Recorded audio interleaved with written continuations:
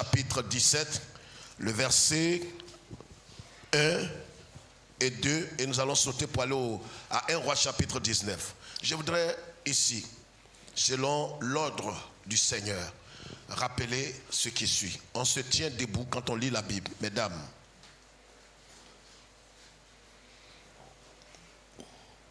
Un Roi chapitre 17, le verset 1er et 2. Élie, le Tishbite, l'un des habitants de Galade, dit à Akab: L'Éternel est vivant, le Dieu d'Israël dont je suis le serviteur. Dans d'autres versions, Tob, il est dit le Dieu devant qui je me tiens. Amen. D'accord? C'est la version originale. Le Dieu devant qui je me tiens. C'est très important de souligner cela. Nous sommes en train de parler de constance. Donc, Élie le Tishbite, l'un des habitants de Galade, qui est un village, dit à Akab: l'Éternel est vivant, le Dieu d'Israël, devant qui je me tiens. Amen. Amen. Veuillez vous asseoir.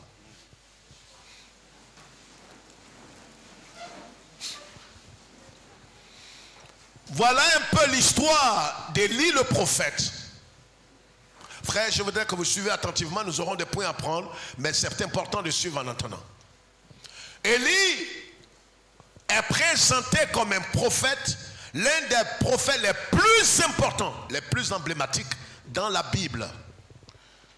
C'est pourquoi vous allez voir que dans l'histoire de la vie chrétienne, la Bible va parler de l'esprit qui était sur Élie, qui allait venir sur un prophète, un autre prophète, à la personne de Jean-Baptiste. J'ai dit de lever la tête d'abord.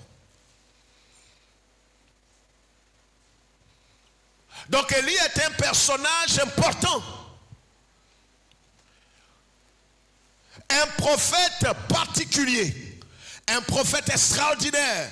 Pas qu'il fût lui-même un peu spécial en tant que tel, mais Dieu l'a rendu spécial. Dieu l'a béni, Dieu l'a mandaté, et il a été l'un des prophètes qui a fait le plus de miracles dans la Bible. Je voudrais que nous sachions cela avant de comprendre ce qui va arriver à cet homme. Le thème de notre message ce matin: quand tout semble confus, malgré une consécration constante. Quand tout semble confus, quand tout va tourner autour de l'humiliation, du rejet, de l'abandon, malgré ta consécration, malgré ta persévérance, malgré ta constance, malgré ta fidélité à Dieu, est-ce que tu dois quitter la scène? Est-ce que tu dois jeter l'éponge? Est-ce que tu dois abandonner le chemin? Non! Tu dois garder les yeux sur celui qui t'a appelé le premier jour. Je ne t'ai pas entendu.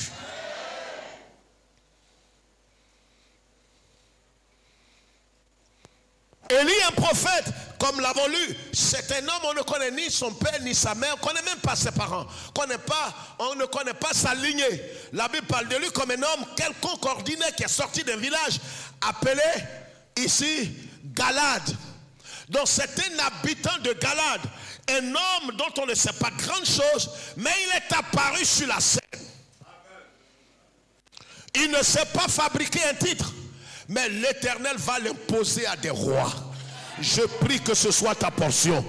Oh, tais-toi, laisse quelqu'un répondre. Je dis, malgré l'insuffisance de connaissances, malgré ta lignée qui n'est pas connue, malgré que tu viennes d'une famille qui n'est pas riche et nantie, l'Éternel Dieu dans son amour va t'imposer à des hommes.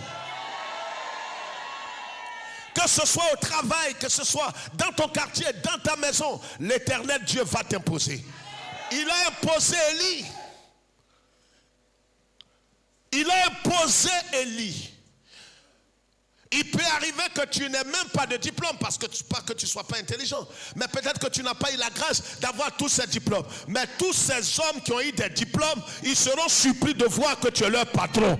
Et que les... Oh, laisse quelqu'un dire un amen qui vient de son cœur. Laisse quelqu'un manifester sa gratitude envers Dieu. Ils seront surpris de voir, de constater que malgré tes insuffisances, malgré tes carences, malgré ton manque, malgré tout ce que tu n'as pas, mais ils ne pourront rien faire sans t'associer, parce qu'en vérité, l'Éternel t'a mis là comme un homme incontournable. Je prie, ma prière, mon vœu, que avant la fin de cette année, l'Éternel te rend incontournable.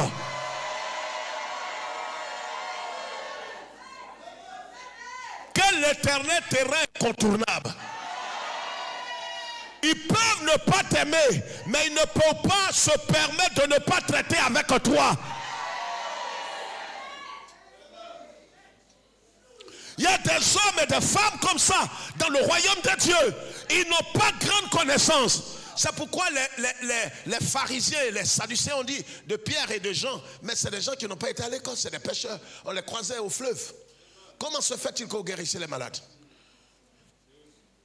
Comment se fait-il que vous êtes dotés d'une puissance surnaturelle?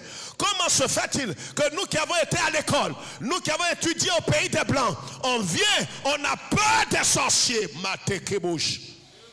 Et nous qui n'avons pas, et vous qui n'avez pas été loin, ça c'est un cadre qui s'adresse à toi. Il dit, mais toi tu n'as jamais voyagé. Je te connais. Tu es le fils et tu es la fille de Kaba. Tu n'es jamais allé en Europe. J'ai fait 25 ans en Europe. Mais je viens, je ne suis pas capable d'aller au village. Et toi, on dit, ben je te connais depuis, je crois que tu as un niveau CE2. Tu vois, il veut tellement te banaliser qu'il rabaisse encore ton niveau qui est encore bas. C'est vrai que tu n'es pas allé loin, mais tu as fait CM2.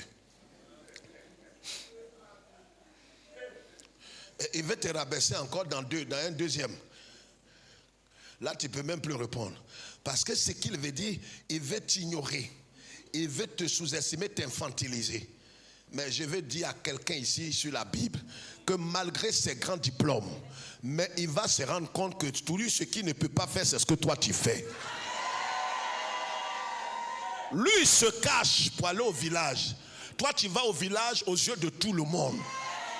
Ce que lui paye pour avoir protection, toi tu ne payes pas. Tu te lèves le matin et tu rentres chez toi au village et tu vas Marebo. Est-ce que quelqu'un est en train de croire que c'est la parole?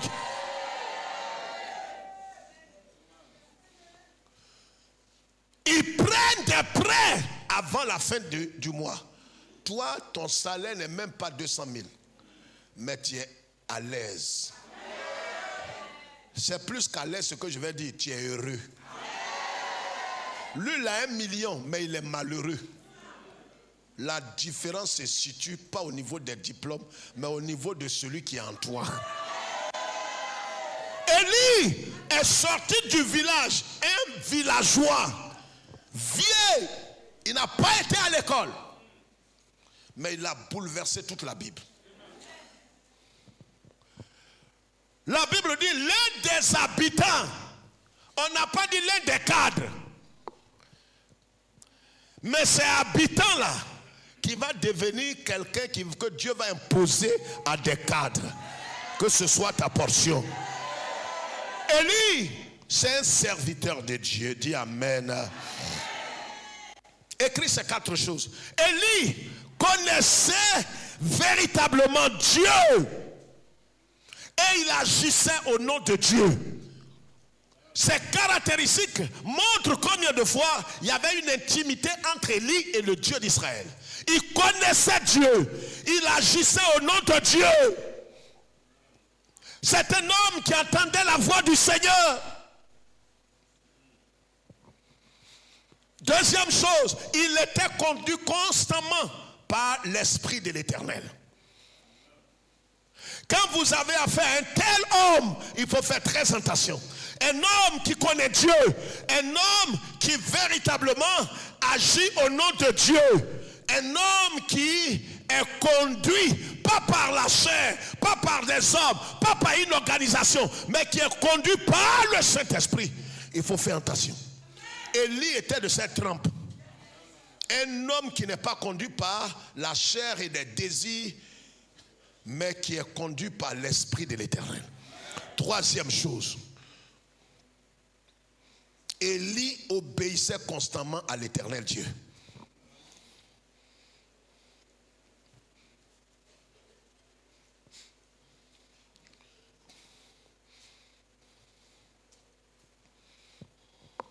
Il n'obéissait pas de temps en temps. Constamment, il obéissait à Dieu.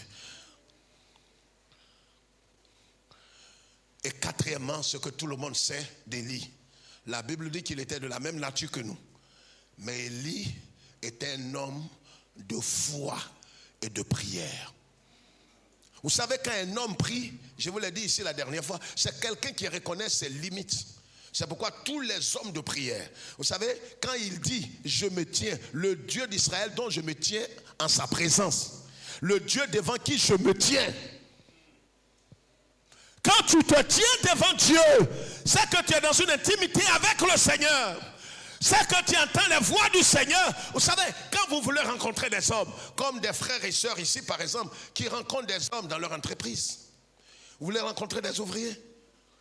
Vous voulez rencontrer des hommes élevés dans cette nation, dans votre pays? La première chose que nous devons faire, si vous ne voulez pas être confus, il faut d'abord rencontrer Dieu. Quand vous rencontrez Dieu, Dieu vous soumet tous ceux qui viendront devant vous. C'est pourquoi le matin, n'oublie jamais, et ne le fais pas à la volée, ne le fais pas de façon superficielle, fais-le de tout ton cœur et un culte, même si c'est 5 à 10 minutes, il faudrait que le matin tu te réveilles, tu commences à adorer le Seigneur, à dire ses merveilles, à le célébrer, car l'adoration a à voir quelque chose avec la grandeur et la puissance de Dieu. On n'adore pas Dieu parce qu'on vient de recevoir de l'argent ou bien un bien. On adore Dieu parce qu'il est Dieu. Donc tant qu'il restera Dieu, nous devons l'adorer. La louange, c'est pour tout ce qu'il a déjà accompli. Donc le matin, tu te réveilles. Ce qui doit te préoccuper premièrement, ce n'est pas ton petit déjeuner, ce n'est pas tes rendez-vous. Quand tu fais ça, regarde-moi dans les yeux, tu vas échouer. Les choses vont s'endurcir, les choses vont se compliquer pour toi. Que ce soit les études, même les enfants qui se réveillent le matin. Ayons cette culture d'inculquer à nos enfants, quand ils se réveillent le matin, de ne pas faire une prière à la volée, mais avant même d'aller à l'école. Vous savez, parmi les enfants qui sont dans la même classe que ton fils, il y a des sorciers. Non, je ne suis pas en train de t'effrayer. C'est un constat, c'est un fait. Il y a des sorciers. Et si ton fils n'est pas converti, il va être perturbé. C'est comme ça que des enfants qui n'étaient pas inintelligents, qui étaient très intelligents, sages, des enfants surdoués, arrivés en classe, un enfant lui a pris son stylo à Yopougon, il prend son stylo, il lui dit, donne-moi ton stylo. Or, vous savez, à l'école, on avait l'habitude de mettre souvent nos noms dans les stylos. On enlève le capuchon, on fait un petit papier, on écrit son nom, et puis on met à l'intérieur. Ça veut dire comme on était assis un peu 3-3 sur des bancs, alors celui qui est à côté de toi peut ne pas prendre, et même s'il prend ton bic, il sait que ce n'est pas son bic à lui. Ce petit-là, son voisin a pris son bic. Il savait que ce n'était pas son bic, mais il a pris le bic de l'enfant du frère en Christ. Et il est allé pour aller travailler le cerveau de l'enfant. Et pourquoi? Parce que l'enfant a dit à son papa, papa, à l'école, malgré tout ce que je fais, il y a un enfant là-bas qui est toujours premier. Il a dit, envoie-moi son bic. Voyez, pourquoi est-ce que certaines personnes d'entre vous ne comprenez pas pourquoi on met l'accent sur l'école de dimanche? Même beaucoup de parents sont inconscients. Ils pensent qu'il faut venir dans le temple avec leurs enfants qui montrent qu'ils aiment leurs enfants. Ça, ce n'est pas de l'amour, c'est du mépris. J'ai commencé mon ministère à l'école de dimanche. J'ai enseigné pendant des années à l'école de dimanche. Et ce que j'ai enseigné aujourd'hui beaucoup, certains ont 40 ans, 45 ans, certains sont des directeurs. Je suis allé en France, j'ai vu des gens qui sont chefs d'entreprise. J'étais allé la dernière fois, il y a quelques 6 mois en arrière, à Yopougon, quelque part dans un quartier. Quelque chose va me choquer. À Après l'école de dimanche, j'ai enseigné parmi les jeunes. J'ai été pasteur parmi les jeunes. C'est pourquoi quand les jeunes sont établis, qu'ils jouent un peu ce qu'ils je n'aime pas du tout, mon cœur n'est plus avec eux. Parce que ces choses qu'on vous demande de faire, je les fais avant vous. Ce n'est pas un fardeau pesant. C'est pour votre bien-être. J'étais là, j'étais à ce rendez-vous-là. Et puis il y avait un monsieur qu'ils ont invité. On a dit c'est lui qui est le parrain. Écoutez-moi bien, c'est lui qui est le parrain de la cérémonie. Donc il est venu, les gens l'ont reçu, et tout. Donc ils l'ont mis juste à côté de moi. Maintenant le contraste c'est qu'il me regarde et puis il sourit. Donc moi je ne le regarde pas trop, parce qu'il me regarde et sourit. Je me suis dit certainement qu'il m'a connu à la télévision ou tout ça. À un certain moment, il était avec son épouse et il a dit, je peux vous parler? Je ne le connais pas du tout. Je ne me souviens pas de lui. Il m'a dit, mais pasteur Kwame, ça ne m'étonne pas parce que, écoute, les gens peuvent voir à la télévision. Vous ne me reconnaissez pas. Depuis qu'on a annoncé votre arrivée et qu'on m'a dit que j'étais le parrain, j'étais choqué. Parce que j'ai dit au monsieur qui me reçoit, normalement, je ne peux pas être parrain devant celui qui arrive. Il dit, mais lui c'est un pasteur, toi tu es homme d'affaires, tu es multimillionnaire. Le monsieur a créé une cité et les villas sont à 100 millions. Et le monsieur qui m'appelle là, il lui a fait don d'une villa de 100 millions. Donc il m'appelle pour qu'on aille bénir Dieu. Alors le leader, le fondateur de l'entreprise se demande si c'est le même Kwame Félix. J'arrive, il a sa femme, il me regarde et il parle à sa femme et les deux m'ont dit, peuvent me parler? J'ai dit oui. Il dit, mais pasteur, tu ne vois pas qui c'est? Il a dit non, je ne vois pas. Mais même par la voix, tu ne reconnais pas du tout? Non, je ne vois pas du tout. Mais c'est depuis Boaké à Ouniansou en 1989. Tu m'as mis en genoux.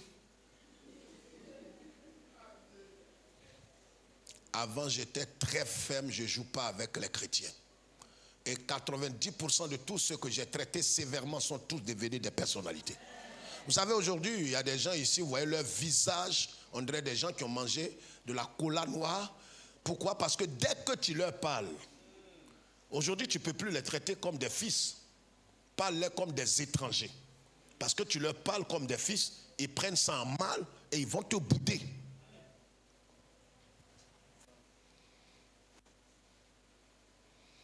Ce monsieur-là, je l'ai mis en genoux. Il n'avait pas fait son rapport.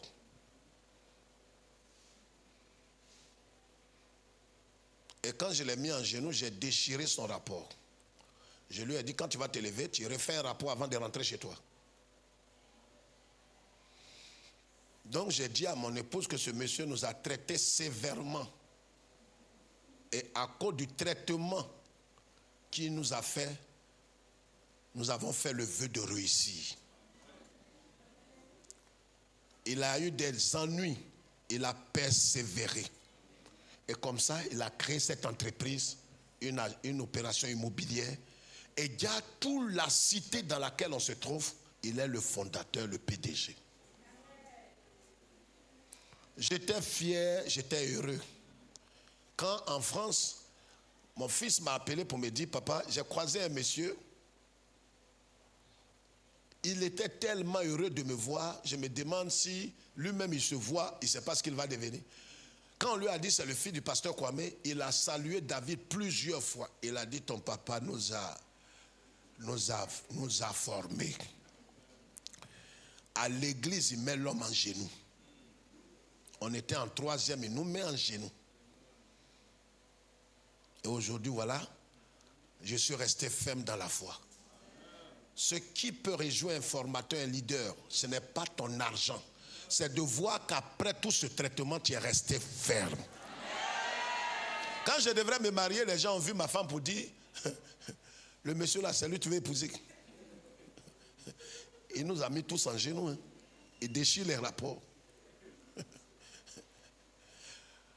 Ça m'a fait rire. J'étais au nouveau quartier, comment on appelle ça, à la Selle-Mer, à Yopougon. J'ai passé. Il y avait des jeunes filles que j'ai eues au moins à 30 ans, 35 ans en arrière. Elles étaient avec leurs parents. Elles se sont détachées pour venir me saluer comme à l'école à l'époque. Bonjour, assistant. Le papa dit, vous le connaissez?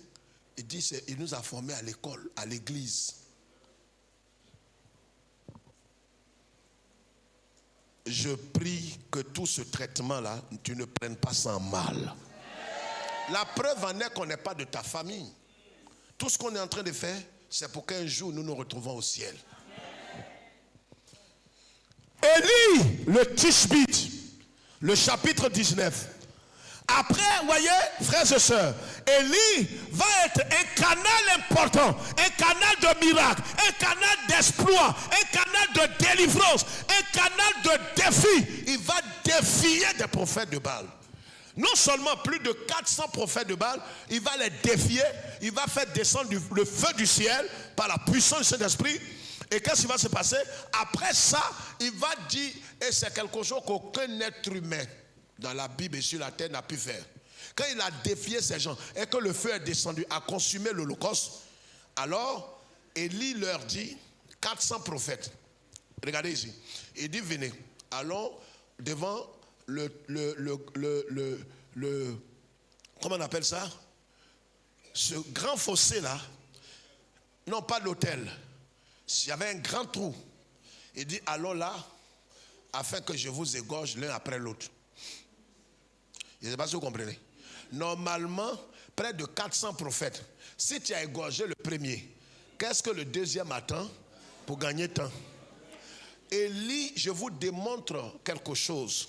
Vous voyez, dans la marche chrétienne, il y a des choses que tant que le Saint-Esprit n'a pas illuminé les yeux de ton cœur pour comprendre pourquoi ces choses arrivent, tu ne comprendras pas. Et ça peut être une occasion de chute. Comme un homme, on a vu l'histoire de Judas. Comme un Judas qui était avec Jésus, mais sa constance, il était constant avec un cœur partagé, un cœur divisé. C'était un hypocrite. C'était un profiteur. Il suivait Jésus pour des agendas, pas un agenda caché. C'était un opportuniste. Donc on peut être avec Jésus constamment dans la présence du Seigneur. On peut marcher avec le Seigneur. On peut apporter sa dîme et ses offrandes. On peut célébrer le Seigneur, se prosterner, et adorer le Seigneur et dire, il n'y a d'autre Dieu que toi, Seigneur. Judas a fait tout ça. Et pendant qu'il faisait cela, son cœur était divisé. Le comble, c'est que Judas a été envoyé par le Seigneur. Arrivé là-bas, Judas opérait dans le surnaturel. Il a opéré des miracles. Des malades étaient guéris.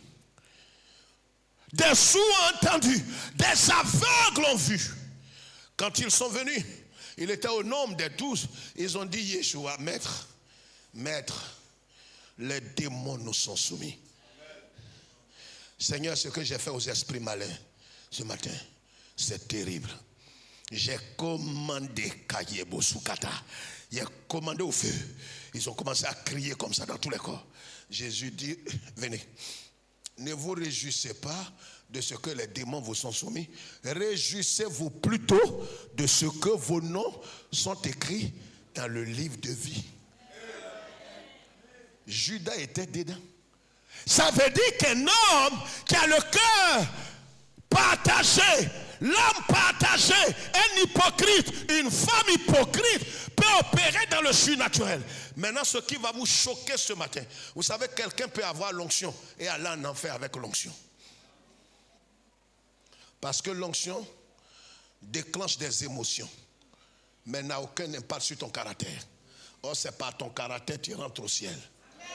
C'est pourquoi un homme comme Samson, il rentre chez les prostituées, mais il continue d'avoir l'onction. L'onction ne s'arrête pas. L'onction traite avec tes émotions. C'est pourquoi l'onction peut venir sur toi et les gens ne vont pas comprendre. Et on est surpris de voir que quelqu'un, il a l'onction, des miracles sont opérés, et puis il est dans l'impudicité, dans la pornographie, dans des choses bizarres. Mais quand il se met à la chair, quand il commence à servir parmi les femmes, elle se met à servir parmi les femmes, parmi les jeunes, parmi les jeunes, parmi les enfants, partout il se trouve des choses surnaturelles. Mais il ne sait pas que là où il est, le ciel l'attend pour le jeter dans la géhenne. C'est pourquoi Jésus dit, pourquoi vous m'appelez Seigneur et vous ne faites pas ce que j'ai dit? Au dernier jour des gens de Matthieu 7, 21, il dira à certains, je ne vous connais pas. Et ils diront, mais nous avons fait des miracles en ton nom. On a guéri des malades. On a ressuscité des morts. On a été dans un village. On a été aïe-kebo mayaka. Seigneur, c'était fort. C'était fort. C'était fort. Pendant que tu dis ça, tu es un impudique. Un buveur de sang. Tu es dans Kadhafi. Tu es un misérable buveur. Un impudique. Mais l'onction, Dieu ne se repent jamais de l'onction. Quand il t'a mis l'onction et les dons, il ne prend plus. Même si tu n'es plus à lui, Dieu est bon, hein.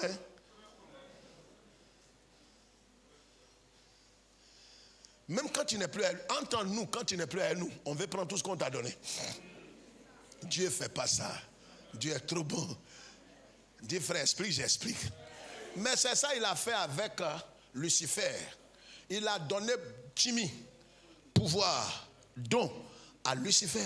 Quand Lucifer s'est rébellé, il est parti avec tous les dons que Dieu lui a donnés. Dieu ne prend plus. Il ne se répand ni de ses appels, ni de ses dons. Vous voyez pas?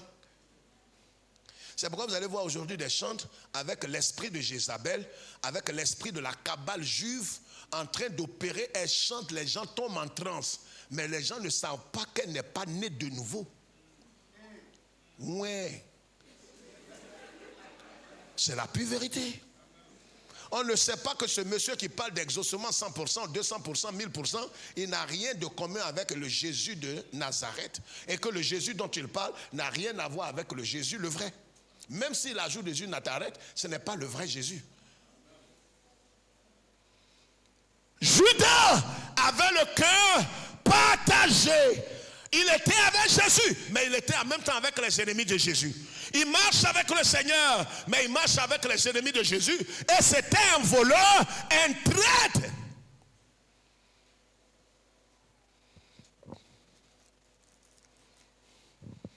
C'était un traître. Tout ce qu'il voit, il voit tout en affaires. Quand la femme a donné son parfum, il a dit à la femme, madame, vous aurez dû vendre ce parfum pour donner l'argent pour qu'on mette dans la caisse pour que je puisse voler un peu. Et puis faites un trésorier voleur. Jésus lave les pieds des 12 apôtres et les gens lui demandent, ah Seigneur, et il dit, oui, je vous ai lavé tous les pieds, mais vous tous, vous n'êtes pas purs. En d'autres termes, vous tous, vous n'êtes pas nés de nouveau.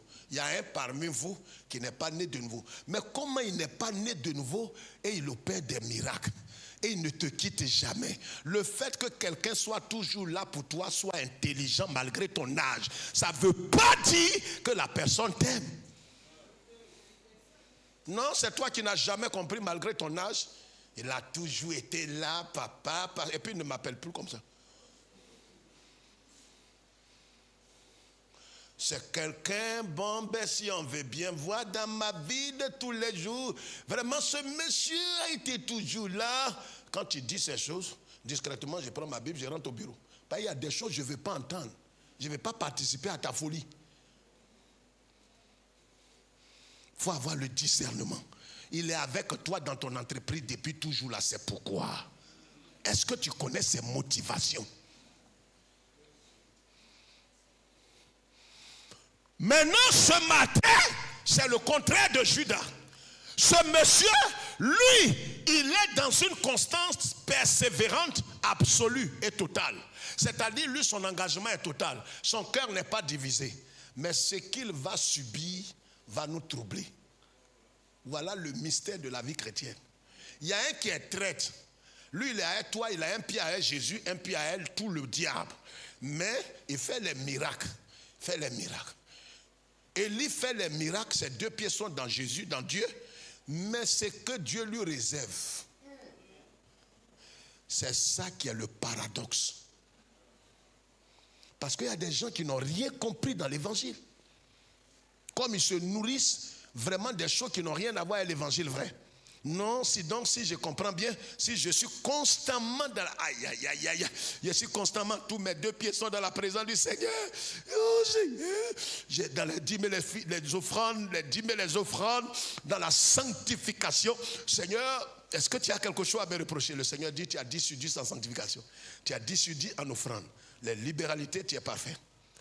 Mais toi-même, tu es surpris de l'épreuve qui est devant toi. Élie, le Tishbite. Amen. Amen. Lis le chapitre 19, rapidement. On a 10 minutes. Vas-y. Akab rapporta à Jézabel tout ce qu'avait fait Élie et comment il avait tué par l'épée tous les prophètes. Il a tué tous les prophètes. Normalement, Akab là, c'est un mari déchu. Voilà le prototype des hommes qui sont des hommes déchus dans leur foyer. Un peureux, malhonnête, un irresponsable. Toi, c'est devant toi que le monsieur là a tué tous les prophètes. Tu es garçon, il est garçon. Pourquoi tu ne lui as pas parlé? Tu t'en as rapporté à ta femme. Il y a des gens comme ça. C'est la même chose avec Akab. Élie est un garçon. Tu étais là quand il a tué les 400 prophètes. Pourquoi tu ne l'as pas affronté? Peureux poltron. Ils ont dit à sa femme, chérie, le type là, vieux chauve là, il dit les prophètes là, il a égorgé tous nos gens. Hein? Il a égorgé tout. Quelqu'un qui les appelle un à un pour les égorger. Il faut te demander c'est quel pouvoir qui est sur lui. Sois un homme. J'ai dit sois un homme.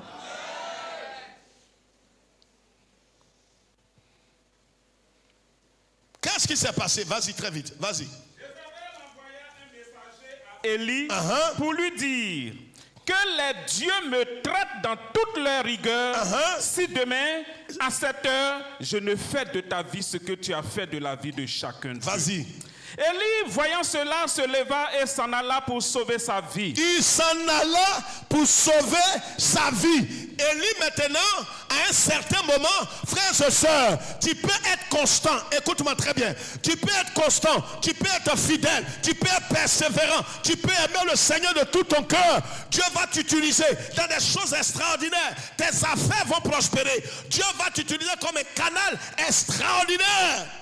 Des choses surnaturelles vont se produire dans ta vie, dans ton foyer, dans la vie de tes enfants. Mais à un certain moment, quand le Seigneur sera prêt pour t'élever à une dimension où il n'a élevé aucun homme de ta maison.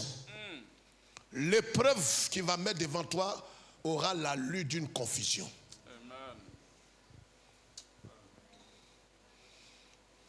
Parce que là qu'il veut poser dans ta vie, il ne l'a pas fait avec ton père, ni ta mère, ni tes frères et soeurs. Tes aînés ne sont pas passés par là.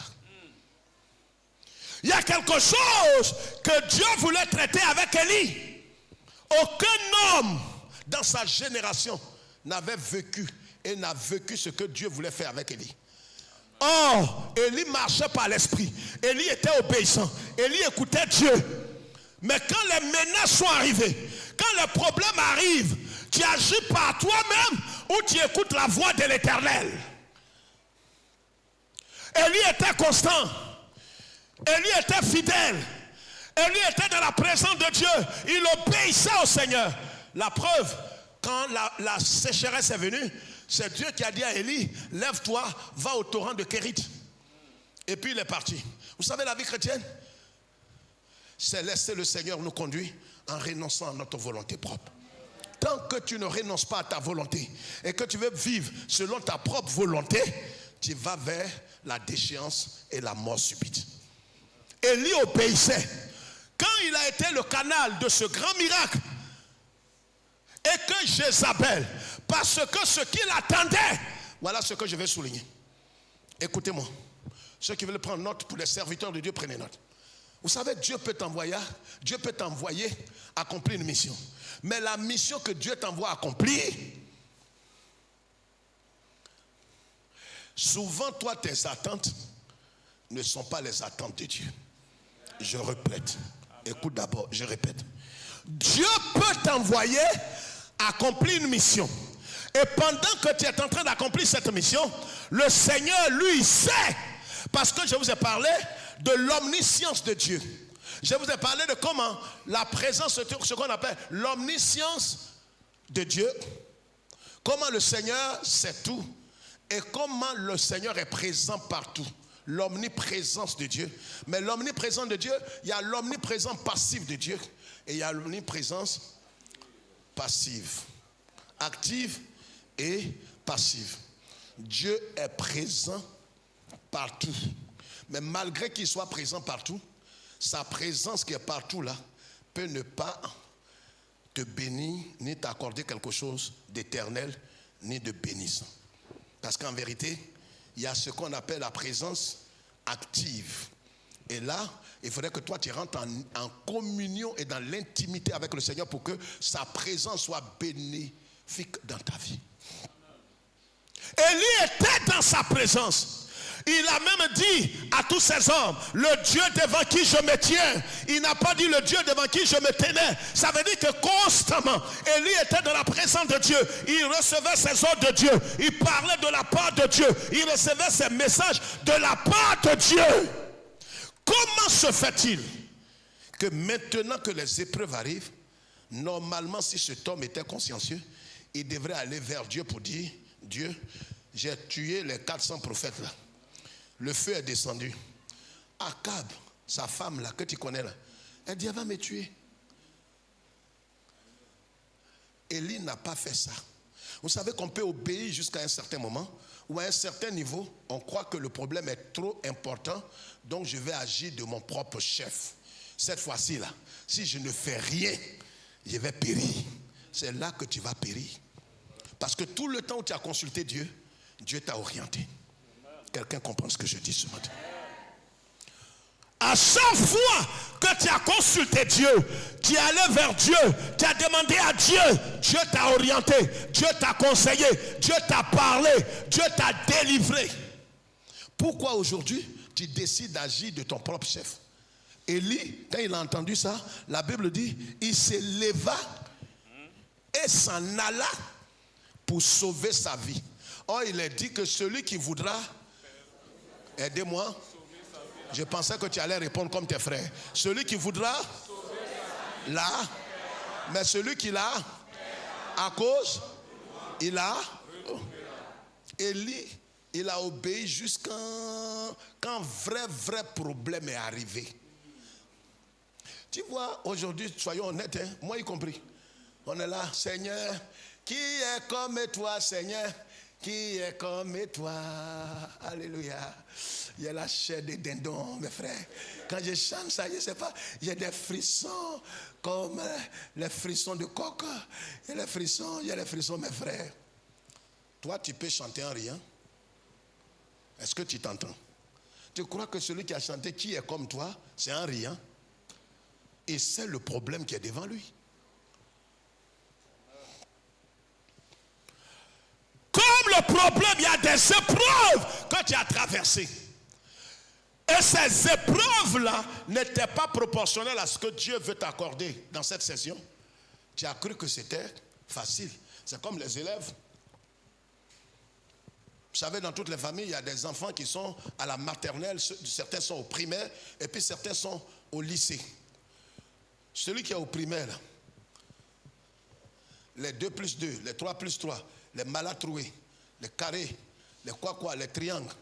Quand il fait ça, il est là pour, il fait les, comment on appelle ça? Gribouillage. Il fait gribouillage. Donc son grand frère, qui est en 3e ou en première, il attrape son menton et il réfléchit. Et il croit que son grand frère là, il ne vaut rien. Quand papa le frappe parce qu'il n'a pas trouvé les exercices, quand le professeur vient qu'on tire son oreille, alors il se moque de lui.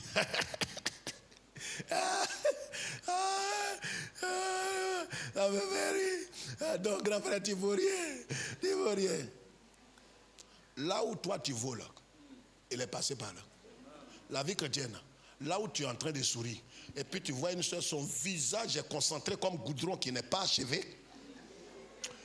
Non, c'est moi qui parle. Tu ne sais pas où il est passé. Tu es là comme ça ce matin, tu taquines les deux qui sont là, tu tapes dans leur dos.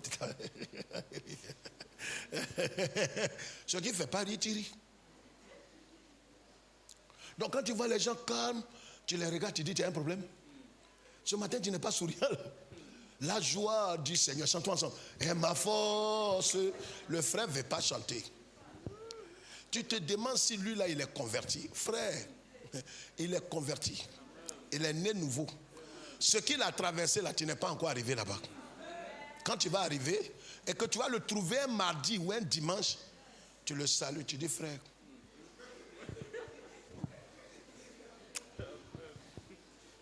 Il dit mais qu'est-ce qu'il y a? Ce que tu m'avais dit en 2015 là, c'est maintenant je comprends. Non, la vie chrétienne c'est comme ça. Dieu, tu fais du bien, tu apportes tes dîmes, tes offrandes, tu ne manques pas au culte. Mais des conneries qui t'arrivent, tu es païen mieux. Païen mieux. Dis calme-toi. Assieds-toi.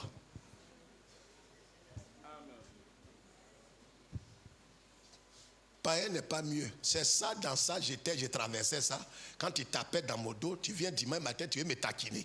J'ai traversé l'homme de la vallée de la mort.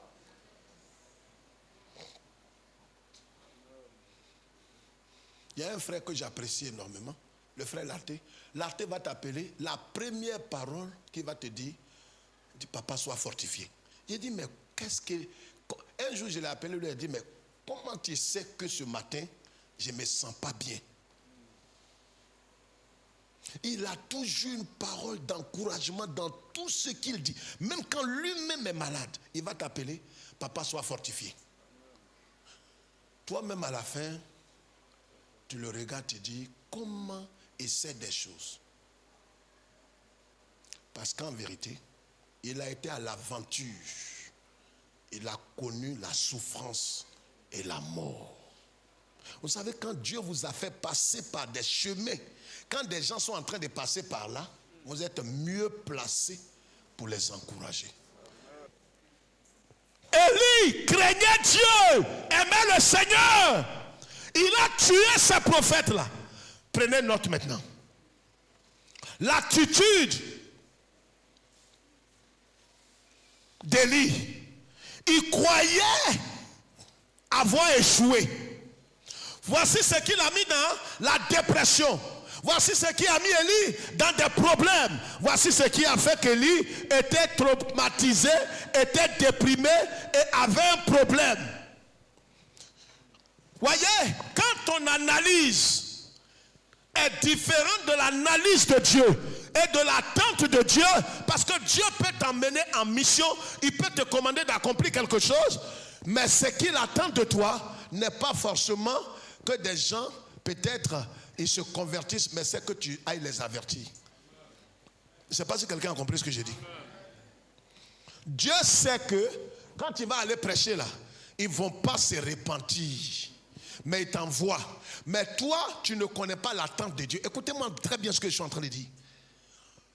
Élie, lui, s'est dit, avec tout ce qu'il a, il a déposé, le miracle, le feu qui est descendu du ciel, les gens là, normalement, devraient se repentir.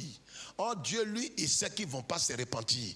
Mais Élie n'a pas consulté Dieu dans le résultat de sa mission. Il y a des pasteurs que Dieu a envoyés dans des cellules. Il y a des femmes que Dieu a envoyées parmi les femmes. Mais comme elles n'ont pas écouté ce que Dieu avait à leur dire, elles vont rentrer dans toutes sortes de déprimes, de déceptions, de frustrations. Non, je parle aux femmes, personne ne vient, mais Dieu ne t'a pas envoyé là. Dieu sait que quand tu vas parler, elles ne vont pas venir. Mais Dieu t'a envoyé pour les avertir. Pour que le jour du jugement, elles ne disent pas personne ne m'a averti. Est-ce que quelqu'un a compris? Il lève sa main droite et dit j'ai compris. C'est comme dans certaines vies, dans certaines villes même et dans certaines villes, dans certaines familles. Il y a des gens qui envoient leurs enfants à l'école, ce n'est pas forcément pour avoir un diplôme, mais c'est pour savoir lire et écrire parce qu'ils ont déjà une entreprise. Dieu, quand il t'envoie, il faut chercher à comprendre qu'est-ce que Dieu veut atteindre. Élie pensait que quand quand il allait prêcher, il allait tuer ces faux prophètes, les gens allaient se convertir, tomber sur leur face et se repentir. Mais Dieu savait que Akab, Jézabel, n'allait pas se repentir. Il y a des choses que Dieu t'envoie faire, il connaît le résultat. Il sait que ces gens à qui tu parles ne vont pas se convertir, mais il t'envoie parler. Il sait que ses frères et ses soeurs, parmi lesquels il t'a envoyé là, ils ne vont pas t'écouter, mais il t'envoie parler pour que lui, il ait le temps de les juger. Au moins, ils ne diront pas, on ne m'a pas averti. Il y a des commerces, Dieu t'a dit de faire. C'est pas que là, tu vas devenir milliardaire, mais là, Dieu va rendre ton nom grand. Entends-toi, tu vois l'argent. Entends, lui, c'est pas. Mais pour un autre frère, Dieu ne veut pas le rendre grand, on ne le connaît pas, mais il est immensément riche. Donc, il y a des buts que Dieu veut atteindre dans la vie de chacun. C'est pourquoi ne cherche pas à imiter l'autre, cherche à écouter ce que Dieu attend de toi. Quelqu'un a compris, dit Amen. Donc, il croyait avoir échoué. Deuxième chose.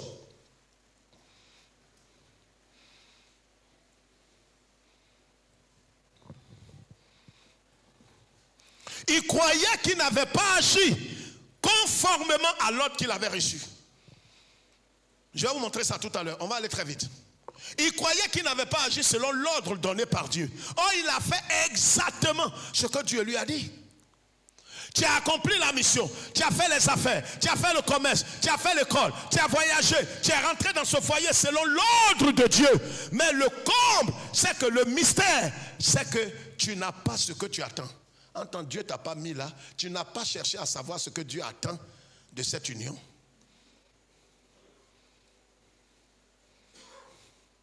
Je vais vous montrer, ça va vous choquer. Donc voici un homme qui est différent de Judas. Judas, lui, son cœur était partagé dans sa constance. Élie était tout entier, il était absolu, il était consacré, il était entier, il était engagé. Malgré son engagement et sa consécration et sa persévérance, Élie va déprimer, Élie va être confus. Troisième chose, rapidement.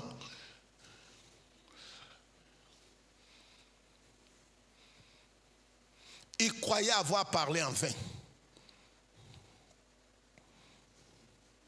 Grand C. L'attitude d'Élie malgré sa déception. 1 Roi chapitre 18 verset 5 à 11. 1 Roi 19 verset 10 à 14. On va lire cela rapidement s'il te plaît. Rapidement. Lis à partir du verset. Le verset. Lis. Le verset 7, 8, 9, 10. Allons-y très vite, s'il te plaît. L'ange de l'Éternel vint une seconde fois, le toucha et dit, « Lève-toi, mange, car le chemin est trop long pour toi. » Il se leva, mangea et but, et avec la force que lui donna cette nourriture, il marcha 40 jours et 40 nuits jusqu'à la montagne de Dieu à Horeb. Voyez, frère, on va voir quelques points rapidement, très rapidement, vous prenez note.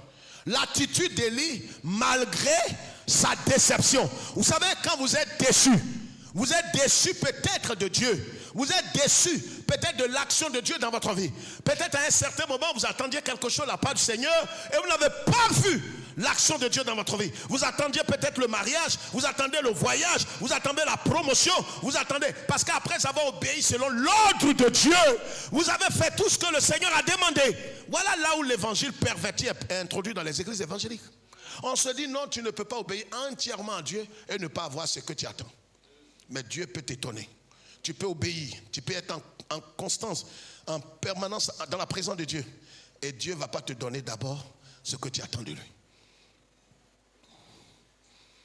Qu'est-ce qu'il a fait? Élie ne va pas maudire Dieu. Écrivez ce point. Élie, malgré sa déception, continue d'obéir à Dieu. Deuxièmement, il se leva, mangea la nourriture apportée par Dieu. Troisièmement, il obéit à l'ordre de l'ange. Quatrièmement, il obéit à Dieu d'aller accomplir une dernière mission. Quelle est l'attitude que nous devons avoir, frères et sœurs? Face à une confusion, à un semblant de confusion, quelle doit être notre attitude, frères et sœurs? Quand j'ai été constant, j'ai persévéré, j'ai aimé le Seigneur, j'ai apporté ma dîme et mes offrandes, j'ai été constamment dans la présence de Dieu, j'ai consacré ma vie, mon âme, mon esprit au Seigneur, et que malgré cela, j'ai un problème qui persiste, une maladie persiste, un problème persiste, que doit être mon attitude? Pourquoi une confusion dans ma vie malgré mon obéissance au Seigneur?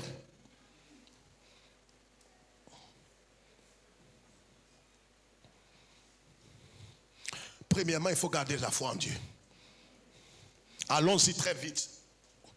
C'est bien de me regarder, mais c'est mieux de prendre note. Il faut garder la foi en Dieu. Deuxièmement, il faut prendre garde de blasphémer. Voyez ce que Dieu dit ici. Et là, il entra dans une caverne, il passa la nuit, et voici la parole de l'Éternel fut adressée en ces mots. Que fais-tu ici, Élie? Comment Dieu qui est omniscient, omniprésent, ne sait pas qu'Élie était là? Mais parce que ce n'est pas lui qui a donné l'ordre à Élie de partir, de fuir, de laisser son serviteur et aller se cacher là. Là où tu te trouves, est-ce que c'est le Seigneur qui t'a conduit là? Tu veux sauver ta vie, tu veux sauver ton entreprise, tu veux sauver ton foyer. Est-ce que l'ordre t'a été donné par le ciel? Si ce n'est pas le ciel qui t'a donné cet ordre, tu seras confus et tu vas regretter. Et puis, Élie répondit, j'ai déployé mon zèle pour l'Éternel, le Dieu des armées. Car les enfants d'Israël ont abandonné ton alliance, ils ont renversé les autels, ils ont tué par l'épée. Je suis resté moi seul. Il croyait que Dieu va répondre. Dieu lui dit, l'Éternel Dieu lui dit, sors et tiens-toi dans la montagne. Je vais expliquer ça mardi. 7 choses que nous devons accomplir. J'ai montré la première chose, la deuxième chose. La troisième chose, la quatrième, la cinquième, la sixième et la septième, nous verrons ça mardi. Que Dieu nous bénisse.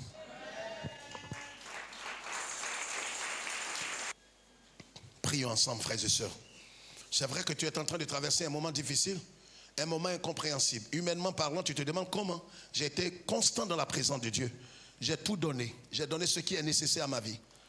J'ai donné mon adoration. J'ai donné tout à Dieu. Comment se fait-il qu'aujourd'hui je suis confus? Pourquoi cette humiliation dans ma vie? Pourquoi cette chose persiste? Mets la main sur ton cœur. Seigneur, nous voici devant toi. Aide-nous, bénis-nous, garde-nous. Permets que nous puissions nous relever. Quelles que soient les humiliations, nous gardons les yeux sur toi. Pour ta seule gloire, au nom de Jésus. Et un élu dit Amen de tout son cœur.